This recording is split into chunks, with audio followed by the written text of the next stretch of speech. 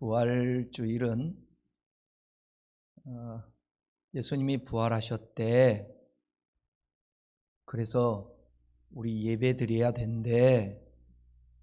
그게 아니고 부활하신 예수님과 나와 무슨 상관이 있는지를 깊이 묵상하고 마음에 새기고 또 부활하신 그 주님으로 말미암아 나도 변화가 되어야 되고 부활의 주님으로 말미암아 삶을 살아내야 되는 것입니다. 기독교 신앙에서 특별히 우리나라 같은 경우는 십자가를 많이 강조하는데, 여러분, 아무리 십자가를 강조해도 부활이 있지 아니하면 그 십자가는 의미가 없습니다. 또한 부활만 외친다고 해서 되는 것이 아니라 부활은 죽음이 없으면 부활은 있을 수가 없습니다. 그래서 성경은 이따가도 말씀드리겠지만 복음이 뭐냐? 예수님이 나를 위해 죽으시고 나를 위해 부활하셨다. 그것이 사도 바울이 로마서에서는 이렇게 얘기합니다. 예수님과 함께 나도 죽고 예수님과 함께 나도 살았다. 믿습니까? 예수님이 죽어야 될 때, 내가 죽어야 될 때 예수님이 대신 죽으셨는데 그것을 믿음으로 말미암아 나도 그 아픔을 가지고 죄 때문에 나도 죽었다는 것입니다. 예수님이 부활하신 것처럼 우리도 죽고 부활했다라는 것입니다. 그래서 이제는 우리가 전에는 이방인이었지만 이제는 그 주님으로 말미암아서 하나님의 가족이 되었습니다. 저는 예수 믿고 나서 내 가치관과 생각이 바뀐 것 중에 제일 큰 것 중에 하나가 뭐냐? 우리 예수 믿는 사람들은 모두가 그리스도 안에서 한 형제요 자매라는 것입니다. 그래서 기독교는 혈연을 초월할 수 있습니다. 내 뱃속으로 난 자식만이 자식이 아니고 나를 낳아주신 분만이 부모가 아니라 그리스도 안에서 거듭난 하나님의 사람들은 모두 다 하나님의 자녀이기 때문에 우리는 형제요 자매인 것입니다. 사도 바울은 편지를 쓸 때마다, 또 야고보 사도 같은 경우는 특별히 18번에 가까운 그 5장밖에 되지 않는 성경 속에서 형제들이라는 표현을 18번을 쓰는 걸 볼 수 있어요. 그런데 당시에 초대교회 때의 형제라고 말하는 것은 결코 쉽지가 않습니다. 신분의 차이에 있어서 어떻게 주인과 종 사이에 형제라고 말할 수 있겠어요? 오늘도 사도 바울은 형제들에게 예수님이 나타나셨다 부활하신 후에 그 말씀을 하고 있는데, 저와 여러분들은 부활의 주님을 믿고 따라간다고 한다면 이 지구촌, 이 조국 대한민국, 우리 교회들이 다 하나가 될 수 있는 것입니다. 저는 특별히 지금 우크라이나의 전쟁이 이 부활의 주님으로 말미암아 종식되고 마음들이 하나가 되기를 바랍니다. 러시아. 나는 우리나라 조국 대한민국의 이 정치권을 보면, 이 여의도 정치하는 사람들 보면 가슴이 너무 아파요. 막 답답함이 있어요. 공황이 오려고 그래요. 그래서 기도합니다. 조금 보는 시각이 넓어지다 보니까 알겠어요. 저 사람들이 정치를 왜 저렇게 하는지 다 알 수 있겠어요. 저 사람들이 거짓말하는 건지, 왜 저런 결정을 내는 건지, 왜 저런 것들을 주장하고 있는지, 왜 반대를 하고 있는지 보여요. 그곳에 주님의 부활의 주님을 믿는 사람들이 많을 거 아닙니까? 그분들이 부활의 주님으로 말미암아서 하나 되게 정치가 됐으면 좋겠습니다. 부활절은 예수 그리스도께서 죽음의 권세를 이기시고 사흘 만에 다시 사신 날을 기념하는 날입니다. 기독교 신앙 중에 아주 중요한 기본 핵심 교리가 있는데 그것은 뭐냐? 예수님의 동정녀 탄생입니다. 그 다음에 예수님이 이 땅에 오셔서 인카네이션 하셔서 죽으셨다라는 사실, 그리고 부활했다라는 사실, 그리고 승천하셨다라는 사실, 그리고 다시 재림하신다라는 것입니다. 이 중에서 오늘 아주 중요한 부활의 핵심 교리에 대해서 함께 살펴보겠습니다. 여러분에게 오늘 묻습니다. 설교의 제목처럼 여러분은 예수님의 부활을 믿습니까?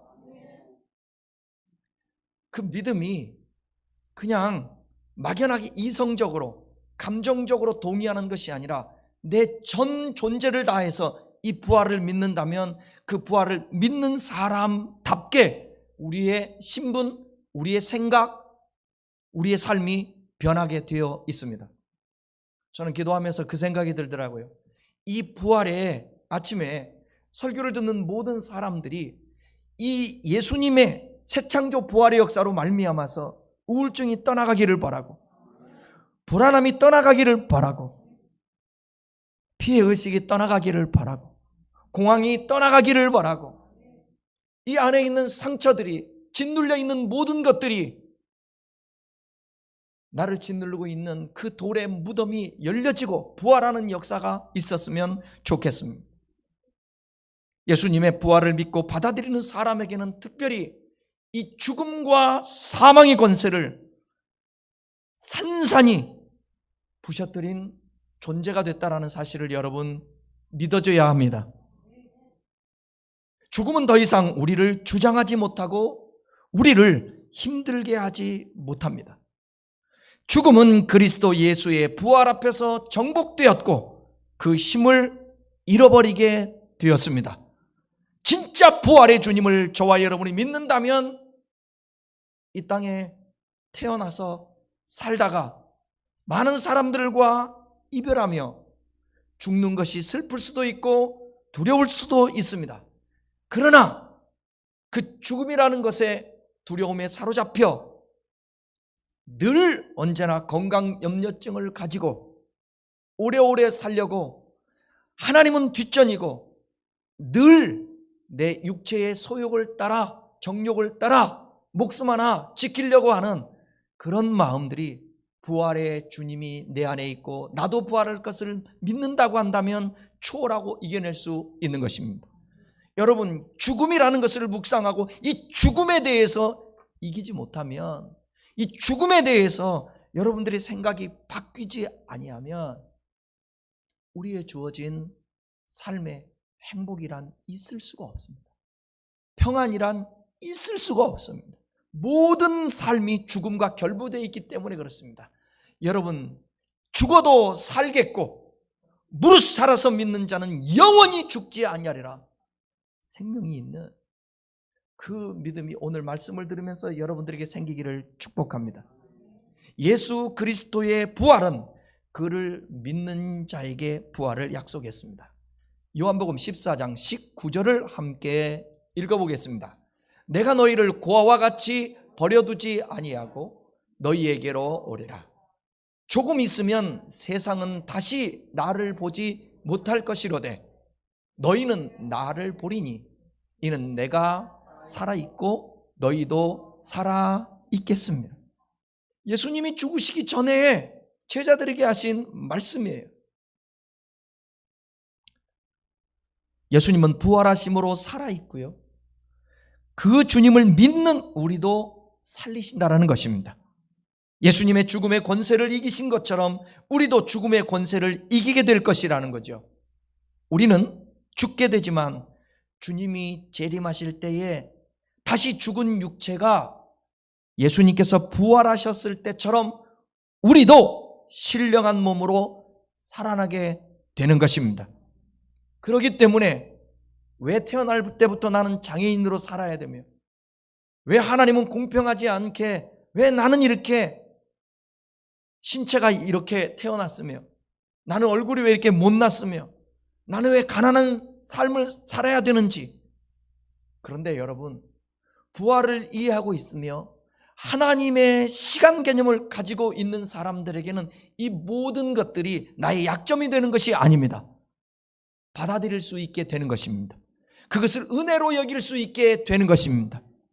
왜냐하면 약할 때 강함이고, 그리고 눈에 보이는 삶이 다가 아니기 때문에 그렇습니다. 키에르케고르는 이렇게 말합니다. 영원한 삶 속에 하나님을 믿는 사람들에게는 영원이 있는데 그 영원한 삶 속에 이 땅에서 70, 80, 90, 100년을 살다 가는데 그 삶이 아무리 불행해도 찰나고 아무리 행복한 삶이라도 찰나요 순간이라는 것입니다. 여러분이 지금 누리고 있는 것 그것 찰나입니다. 지금 여러분들이 고민하고 걱정하고 있는 것 그것도 찰나입니다. 우리는 부활이 있기 때문에 그 부활을 믿고 사는 사람들에게는 영원을 바라보면서 사는 것입니다. 그러니까 오늘 이 땅에 살면서 조금 부족하다 할지라도 그걸 초월하며 살 수 있는 이 부활신앙이 저와 여러분들에게 필요한 것이죠.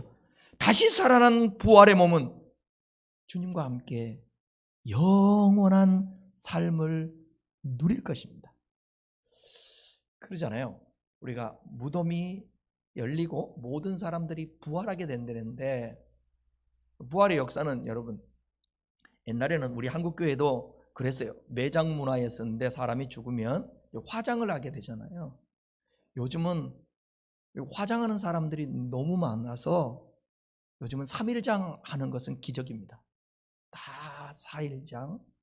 제가 어제도 장례식장에 다녀왔는데 4일장을 해요. 4일장. 4일장.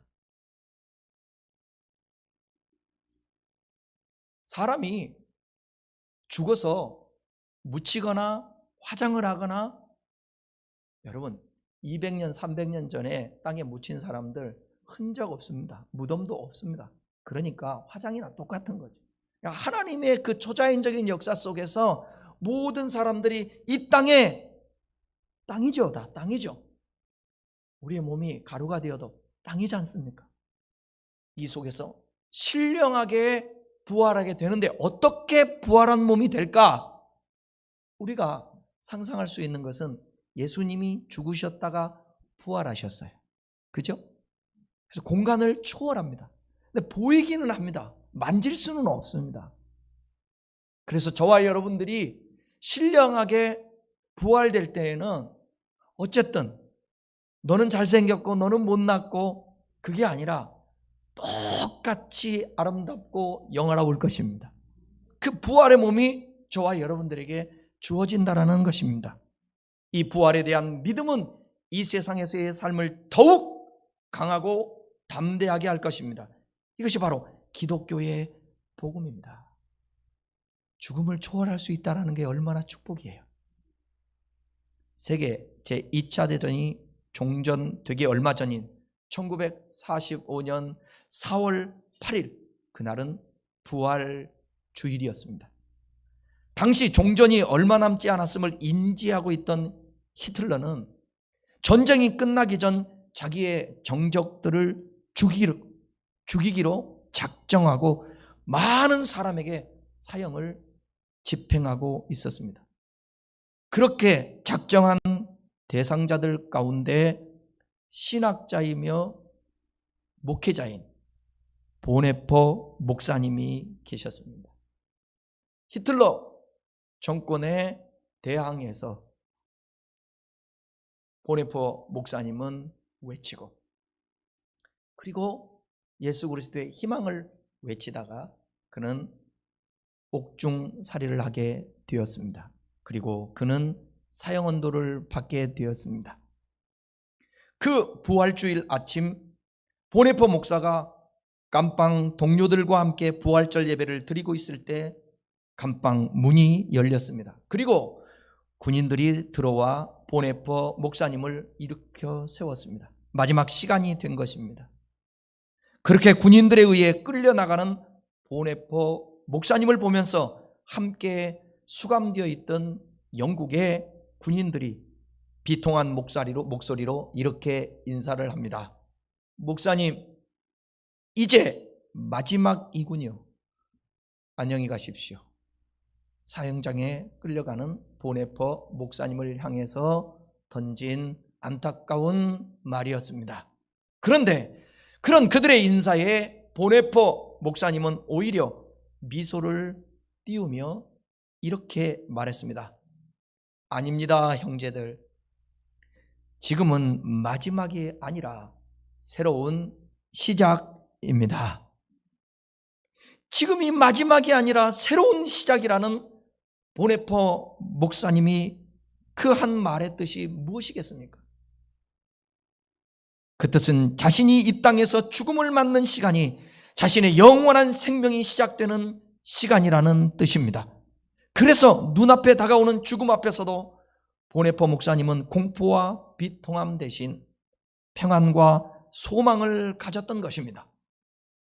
독일 프로센부르크 강제 소용소 담당 군의관이었던 베스게라는 사람은 이 45년 4월 9일, 그러니까 보네퍼가 죽은 다음 날 일기장에 이렇게 썼습니다. 히틀러에 의해 독일의 장성들도 사형을 당하고 외국인들이 사형을 당했다. 오늘 새벽 5시와 6시 사이에 카나리 제독과 오스트 장군을 포함한 사람이 처형됐다. 그 중에 나의 영혼을 사로잡는 사람은 보네퍼 목사였다. 그는 처형장으로 끌려가기 전에 오랫동안 기도하고 있었다. 교수도에 올라가서도 잠시 기도했다. 지극히 평화롭게 보였다. 오랫동안 사형수를 보았지만 그렇게 기도하는 사람은 처음 보았다. 나는 그런 죽음을 본 적이 없다. 저렇게 평안하고 기쁘고 담대하게 죽음을 맞이하는 사람은 아무도 없었다. 라고 일기장에 기록하였습니다. 부활신앙은 보네퍼처럼 죽음을 끝으로 보지 않고 새로운 시작으로 볼 수 있게 하는 능력이 있다라는 것입니다. 그러기에 저와 여러분들도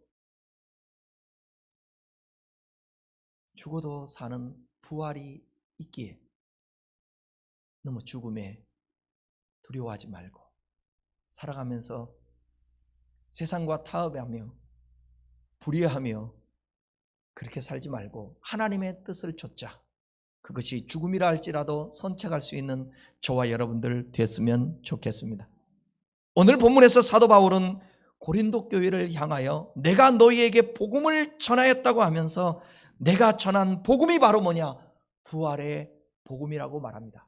오늘 본문 말씀 고린도전서 15장 1절 2절에 있는 말씀을 함께 읽겠습니다.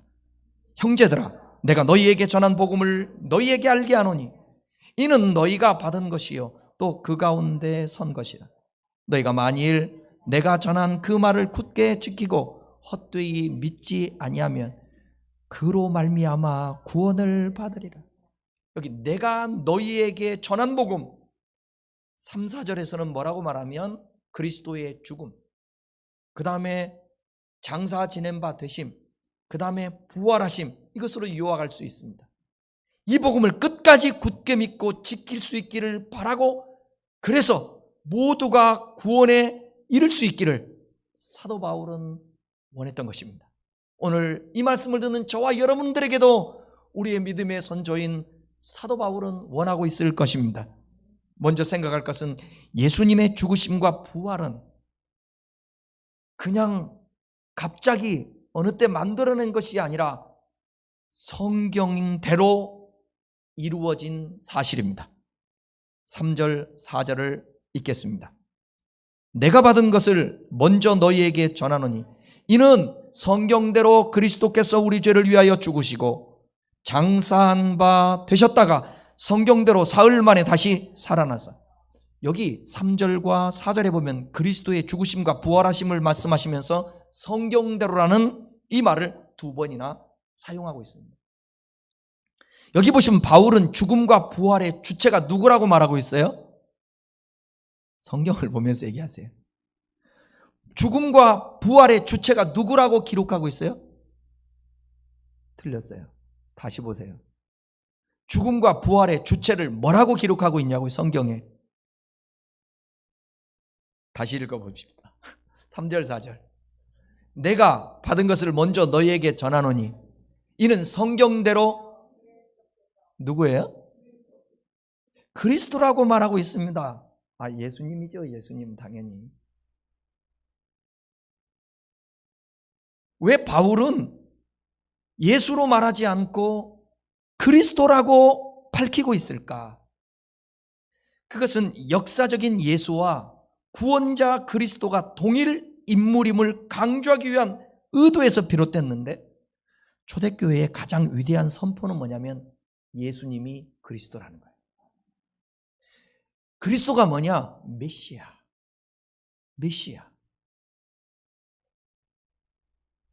예수는 나사렛에서 출생한 목수의 아들로서 실제 역사적으로 실제한 개인의 이름 한 사람입니다. 그러나 복음서와 바울은 바울서신에서 일관성 있게 예수를 뭐라고 했냐면 예수가 그리스도시며 살아계신 하나님의 아들이라는 점을 강조하고 있습니다. 다시 말하면 역사상의 예수라는 이름으로 실제하였던 바로 그분이 다름 아닌 메시아요 그리스도, 곧 인류의 구원자라는 것입니다. 그래서 예수님은 성경대로 죽으시고 성경대로 다시 사셨는데 굳이 사도 바울은 그리스도라고 표현하고 있는 것입니다. 여기서 성경이란 구약 성경을 말하는 거죠. 당시에 있었던 성경은 구약 성경이니까, 신약 성경이 아직 형성되지 않을 때니까. 구약 성경 어디 성경대로냐?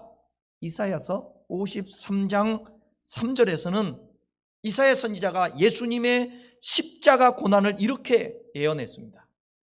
그는 멸시를 받아 사람들에게 버림받았으며 간고를 많이 겪었으며 질고를 아는 자라. 예수님이 오시기 700년 전에 그분이 인류의 메시아가 되기 위해서 십자가에서 대속해 주시는데 그분은 멸시를 받습니다. 버림을 받습니다.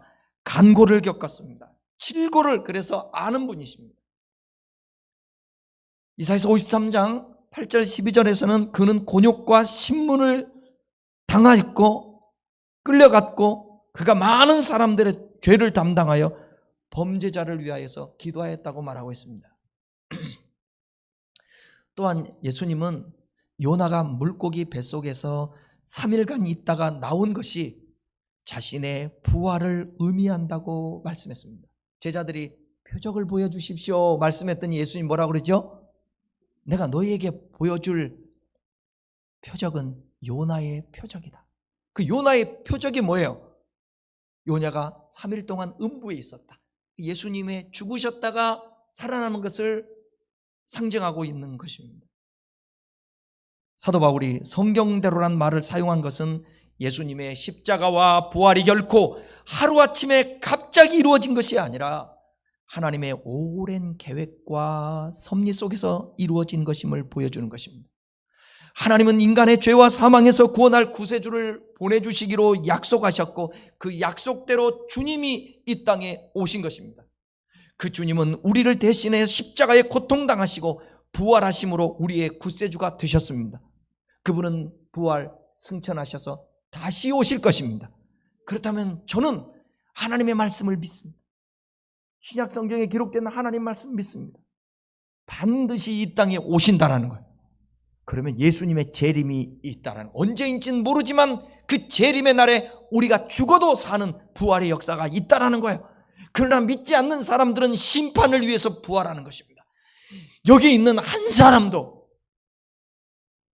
이 예배를 영상으로 보고 있는 한 사람도 심판의 부활이 아니라 영생 생명의 부활로 주 앞에 설 수 있기를 축원합니다. 그건 그분의 죽으심과 부활을 믿고 받아들이는 겁니다. 믿는 것입니다. 시간 금방 갑니다. 금방입니다. 눈 떴다, 눈 감았다, 뜬 거와 같은 거예요. 안개와 같은 거예요. 인생이 나그네와 같은 거예요. 우리는 반드시 죽음을 맞이합니다. 이 죽음은 피할 수가 없습니다. 그런데 예수님을 믿는 사람들은 죽어도 다시 삽니다. 이것이 축복인 거예요. 또 생각할 것은 예수님은 장사 지낸 지 사흘 만에 부활하셨다라는 것을 오늘 말씀하고 있는 거예요. 이것을 믿으라는 거예요. 4절 말씀 보게 되면 장사 지낸 바 되었다가 성경대로 사흘 만에 살아났다고 그랬죠. 이게 복음이고 이것을 믿는 것이 신앙인데, 우리의 믿음은 그리스도께서 죽으신 바 되었다가 사흘 만에 다시 살아나셨다라는 사실을 믿고 이것을 전해야 되는 거예요. 당시 고린도 교회에는 예수님은 믿었지만 부활의 사실을 의심하는 자들이 매우 많았습니다. 그래서 고린도전서 15장 12절을 한번 띄워보세요. 읽어보십시다.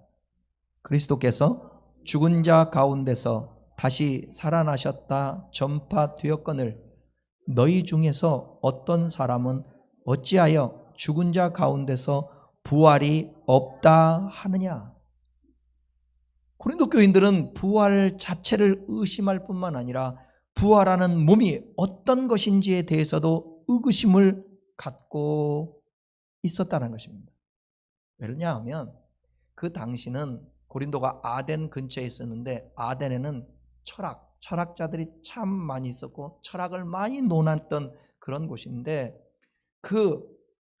그때의 철학은 헬라 철학인데, 여러분 헬라 철학은 이분법적이잖아요. 그래서 영과 육이 있을 때에 이 육은 아무것도 아니라는 거예요.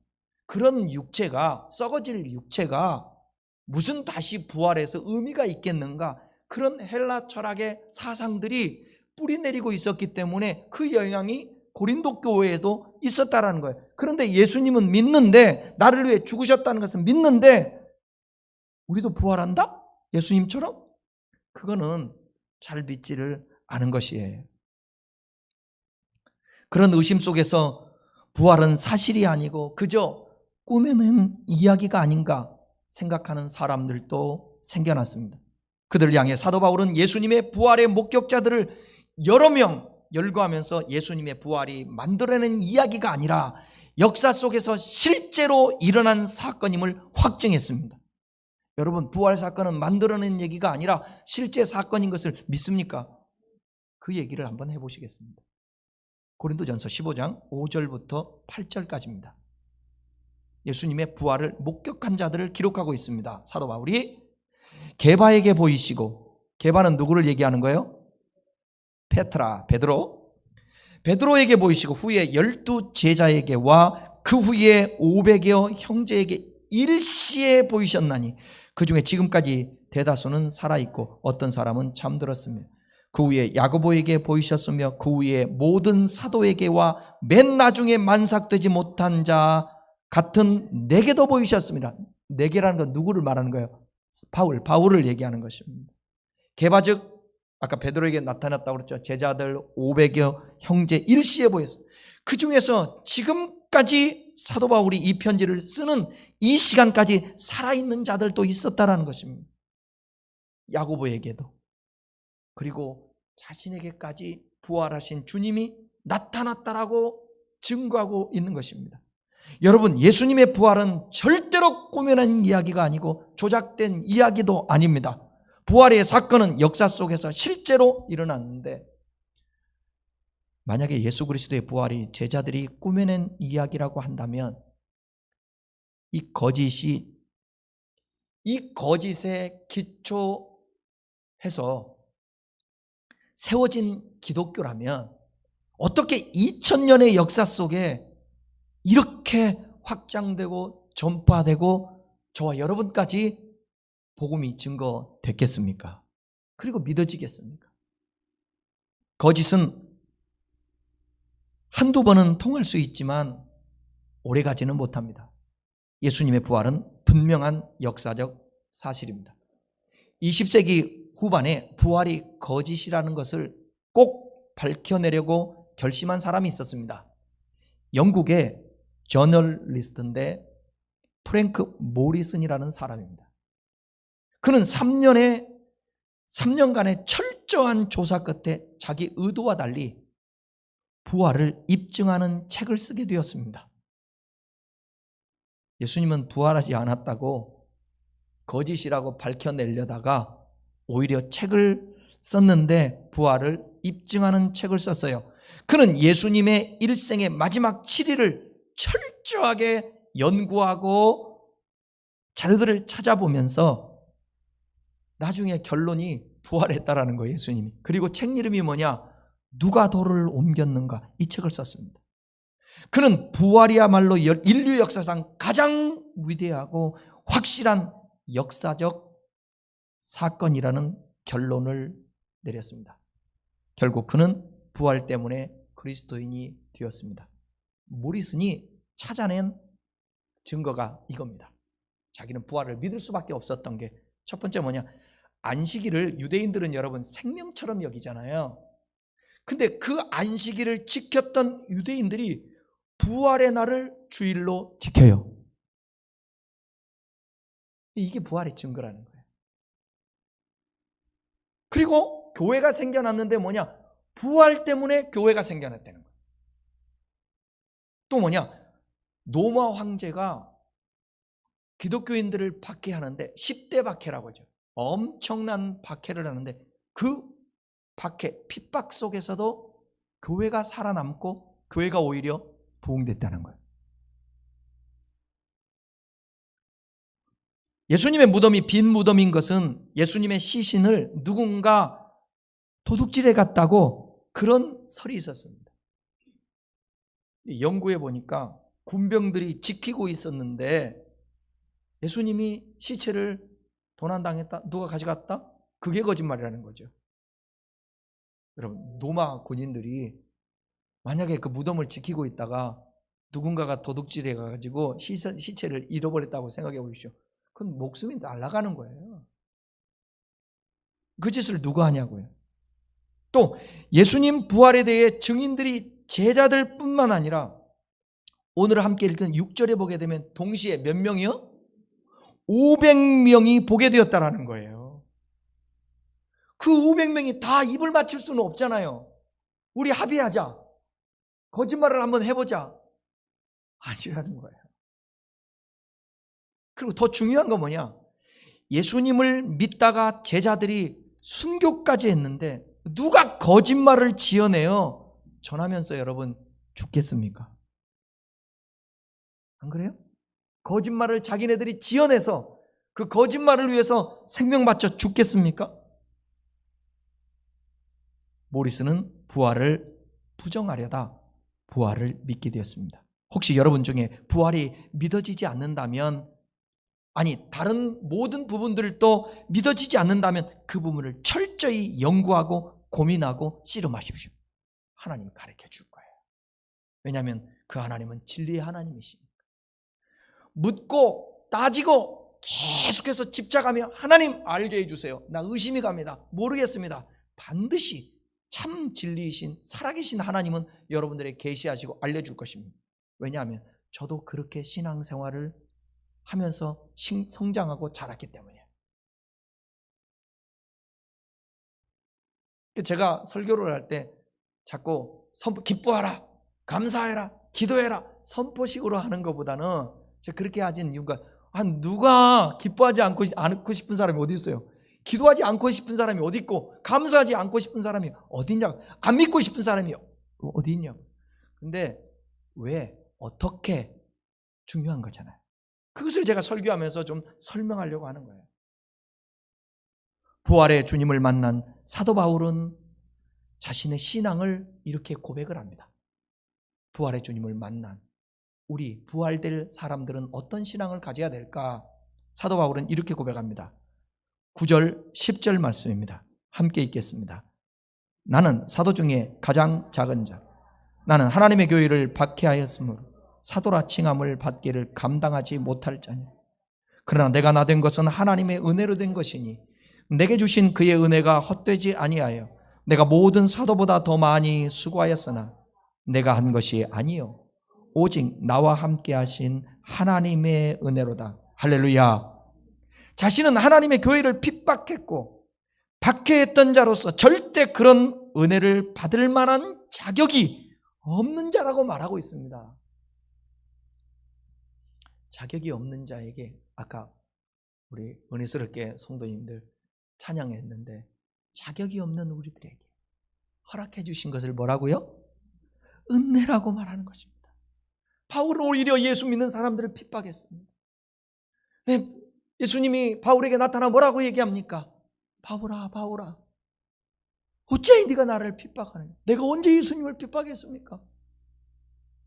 네가 핍박한 사람들을 곧 나를 핍박한 것이다. 그런데 그 바울을 변화시켜 그에게 하나님의 일꾼, 종으로 삼아 그를 구원하고 쓰시니 이 은혜가 너무 큰 것입니다. 사랑하는 큰나무 교회 여러분, 저와 여러분에게도 사도 바울의 고백이 오늘 우리들의 고백이 되었으면 좋겠습니다. 우리가 예수님의 부활을 믿고 구원받고 하나님의 자녀가 된 것은 결탄코 우리의 공로가 아니라 분명한 하나님의 은혜인 것입니다. 우리는 받았을 뿐입니다. 믿었을 뿐입니다. 사도 바울은 그 은혜를 감사하여서 이렇게 고백을 합니다. 고린도전서 15장 마지막 부분에서 57절 58절입니다. 읽겠습니다. 우리 주 예수 그리스도로 말미암아 우리에게 승리를 주시는 하나님께 감사하노니 그러므로 내 사랑하는 형제들아 견실하며 흔들리지 말고 항상 주의 일에 더욱 힘쓰는 자들이 되라. 이는 너희 수고가 주 안에서 헛되지 않은 줄을 알미니라. 바울은 부활로 말미암아 죽음으로부터 승리를 주시는 하나님께 감사합니다. 여러분, 죽어도 살겠고라는 말씀이 얼마나 우리에게 힘이 되고 든든한지 모릅니다. 사도 바울은 부활장을 마치면서 부활신앙의 근거에서 현재 어떻게 살아야 할지를 권면합니다. 견고하고 흔들리지 말라는 거예요. 항상 주의 일에 더욱 힘쓰는 자들이 되라는 거예요. 또 수고한 것들이 주 안에서 결코 헛되지 않겠다는 것입니다. 어제 보니까 한 주간 동안 힘들게 일하고 토요일은 좀 쉬어야 되는데 부활절이라고 부활절 앞두고 교회 와서 찬양 연습을 하고 청소를 하고 달걀을 꾸미고 꽃꽂이를 하고 그런 모든 수고가 헛되지 않는 것입니다. 신앙은 말만 하고 입술로만 하고 아닙니다. 행함이 따라와야 그게 하나님의 은혜에 의해서 살고 있다라는 증거되는 것입니다. 하나님의 은혜를 아는 사람은 예배를 소홀히 할 수 없습니다. 하나님의 은혜로 살고 있다라고 고백하는 사람은 어떻게 해야 그 은혜를 보답할까 하고 내가 스스로 찾아서 할 수는 없다 할지라도 최소한 교회라는 하나님의 공동체를 주었는데 이 공동체 안에서 뭔가를 하고 할 때에 그때에 동참하며 헌신하는 것, 이것은 부활의 주님을 만난 은혜를 입은 자들의 반응이어야 된다는 것입니다. 여러분, 제가 지금까지 여러분들에게 헌금을 강조한 적이 있습니까? 멱살을 끌고 예배드려야 된다 한 적이 있습니까? 저는 주님 앞에 늘 기도해요. 하나님, 저들이 하나님을 알고 은혜를 알 수 있도록 동기부여해 줄 수 있는 하나님의 메신저가 되게 하여 주십시오. 그러니까 어쩔 때 여러분들이 신앙이 자라지 않고 열심히 내지 않을 때는 내가 부족해서 그래. 늘 제가 집사람한테 그런 얘기해요. 내가 부족해서 그래. 항상 그 얘기를 합니다. 최선을 다하며 몸부림치며 정말 바랍기는 나는 여러분들이 왜 감사해야 되냐? 사도 바울 얘기하잖아요. 나에게 이김을 주시고 승리를 주시는 그분께 감사하지 않을 수가 없다고. 뭘 이기냐고요? 사망을 이긴다는 거예요. 사망을 이기니 감사하지 않을 수가 없잖아요. 그 어떤 것도 우리가 이기고 승리할 수 있어요. 여러분, 우리 있잖아요. 살아가면서 우울증 당연히 걸릴 수 있습니다. 그런데 하나님의 사람은 여기서 일어나는 것입니다. 공황장애에서 일어나는 것입니다. 불안장애에서 일어나는 것입니다. 일어나는 거예요. 아프십니까? 괴로우세요? 힘드세요? 당연하죠. 그렇지만 하나님을 믿는 부활의 사람들은 거기에 매몰당하지 않는다고요. 거기서 부활하는 거예요. 일어나는 것입니다. 그러니까 우리는 감사할 수 있는 거예요. 그 은혜에 감사해서 하나님을 여러분 경험을 해야 돼요. 올 연말에 가서 송구 영신 예배 때 여러분 꼭 고백하셔야 돼요. 뭐라고 고백해야 돼요? 예? 하나님이 맞았어요. 하나님이 행하신 일을, 하나님이 우리에게 행하신 일들을 어떻게 해요? 그걸 어떻게 해야 되겠어요? 그 행하신 일을 많은 사람들에게 드러내야 되죠. 우리의 표대로 얘기하면 어떻게 하면 되는 거예요? 선포하면 되죠. 그러려면 경험이 있어야 되지 않겠습니까? 이때입니다. 이때 코로나 때, 어려울 때, 힘들 때 주님께 집중하면 많은 사람들이 해이해져 있고 자기의 소견대로 살아가려고 하는 그런 신앙인들에게 하나님의 역사는 없습니다. 그런데 주님께 집중하며 오늘 믿음으로 살고 주님께 더 기도하며 하나님을 참는 자들에게 주님은 찾아오셔서 그의 삶을 만져주실 것입니다. 어떤 어려움이 있습니까? 어떤 아픔이 있습니까? 고백하십시오. 하나님께. 주님이 제일 원하는 건 뭔지 아십니까? 인간은 참 염치도 없다 넌 그러잖아요. 아쉬우니까 나한테 기도해? 이건 세상에서 주님은요 제일 좋아하는 게 뭐냐? 염치불구하고 주님께 나와서 기도할 자격도 없고 주님께 도움받을 자격도 없는데 하나님 나를 긍휼히 여겨주세요. 제 마음이 아파요. 나 좀 만져주세요. 제일 주님이 원하는 게 바로 상한 심령, 깨어진 심령, 그걸 원하는 거예요. 주님 앞에 나아가서 그 은혜를 한번 여러분들 좀 얻었으면 좋겠어요. 지금까지 살아왔던 방식대로 살려고 하지 마세요. 이제 주님으로 말미암아 살려고 하세요. 왜 좋으신 주님이 계신데 왜 그분을 구말리 장천에 모셔들고 사십니까? 내 안에 계시고 나와 함께 동행하시는 그 주님이십니다. 그 부활의 주님은 제자들에게 찾아왔듯이 오늘 이 시간도 찾아오셔서 여러분들에게 말씀하시는 거예요. 나를 믿으라. 지난주에도 말씀드렸지만 제자들이 다 도망가요.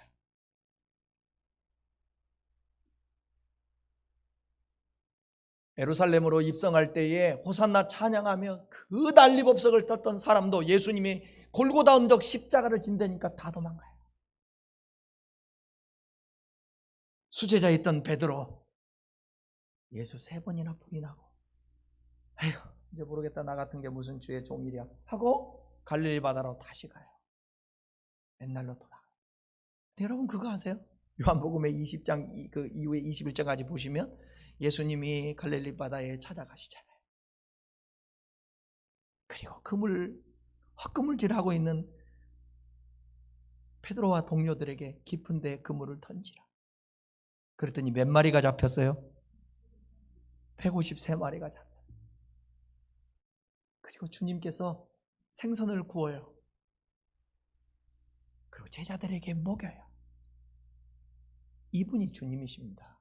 저와 여러분 같으면 왜 우리 예수 믿는 사람은 한 번 틀어지면 안 봐? 죽어도 안 봐. 도대체 성경을 찢어야 돼.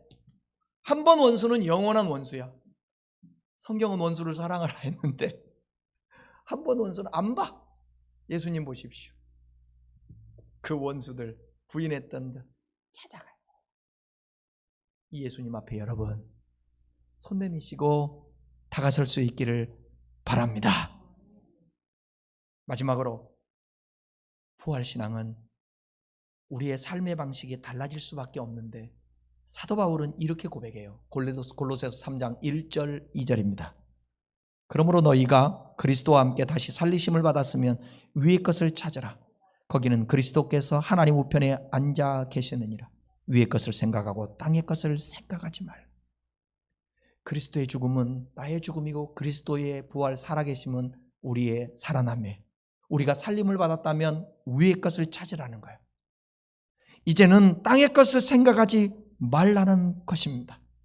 전에는 땅의 것, 즉 땅의 욕심, 땅의 쾌락만을 위해 사는 삶이었다면 구원받은 이후로는 공부하는 것도 돈을 버는 것도 사업을 하는 것도 모두 다 삶의 활동의 궁극적 목적, 먹든지 마시든지 죽든지 살든지 하나님의 영광을 위하여 해야 된다는 것입니다. 하나님의 목적을 따라 하나님의 영광을 위해 사는 여러분 될 수 있기를 바라고 하나님을 사랑하여 하나님을 예배하고 말씀을 준행하여 이웃을 섬기고 사랑하는 삶을 살 수 있기를 바랍니다. 부활은 우리에게 죽음의 두려움과 공포에서 벗어나게 해주는 해독제입니다. 부활은 죽음의 해독제입니다. 어떤 사람이 죽음과 언약을 맺었습니다. 그 언약은 다름 아닌 죽음이 부지불식간에 모르게 찾아와서는 안 된다라는 거예요. 이 노인이 죽음과 그렇게 언약을 했어요. 절대로 죽음아, 너는 나에게 갑자기 오면 안 돼. 어느 날 그 노인이 갑자기 쓰러져 죽었습니다. 노인은 죽어서 죽음에게 따졌습니다. 왜 약속을 지키지 않는 거예요? 분명히 미리 말하고 오겠다고 약속했지 않소? 당신은 사전에 나에게 아무런 예고를 하지 않았어. 그러자 죽음이 말하기를 그렇지 않소? 라고 대답합니다. 흰머리가 바로 경고였어. 모든 사람이 빠지는 이가 바로 경고였어. 눈이 침침해지는 것도 경고였어. 육신의 힘이 쇠하여지는 그것, 정력이 감퇴하는 것, 그것도 경고였어. 모든 것이 경고였어. 나는 수차례 끊임없이 찾아올 것을 경고해 드렸어. 사람은 나이가 들면 육신이 쇠하고 죽음이 찾아오게 되어 있습니다. 그 누구도 막을 수 없으며 피할 수 없습니다.